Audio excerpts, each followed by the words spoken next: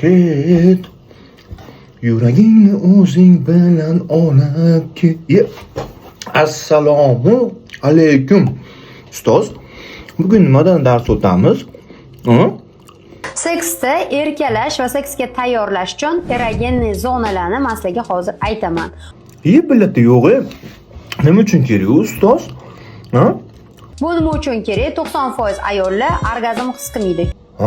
Yo'q-e. Voy aylanib ketdim. Menga qaragin. Bitta yarimtasini orgazmni deb seni padudar qo'ymayman, ha? Voy aylanib ketayotir. Voy malades. Keyinchi ustoz. Birinchisi, ya'ni bu holatda yechim ayolni o'zidan nima xohlashini so'rash. Chunki siz uni aniqlay olmasangiz, eng oson yo'li ayolni o'zidan so'rash bo'ladi. Yo'q, ustoz, variantingiz to'g'ri kelmayapti. Yoniga borib, nima hol edilar ko'ngilchalari?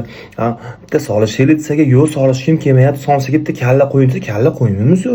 To'g'ri qildi. Ikkinchi variantchi?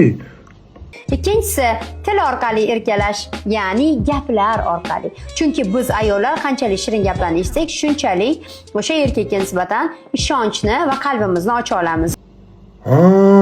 Qarang, bilmaganmiz, qarang.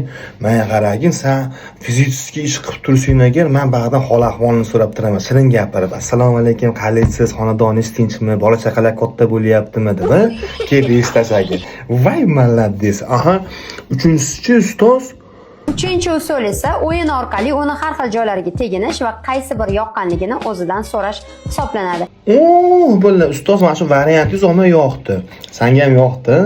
Birga svetni o'chirib olib, keling, bekin machoq o'ynaymiz deb, sekin gapiradigan zavodga kirib olaverasan, ha? Voy, nima qilyapsiz aka? Siz bilan o'ynayapman deb qo'yaverasan. Variant qarasang o'zligini, ha? Voy millati.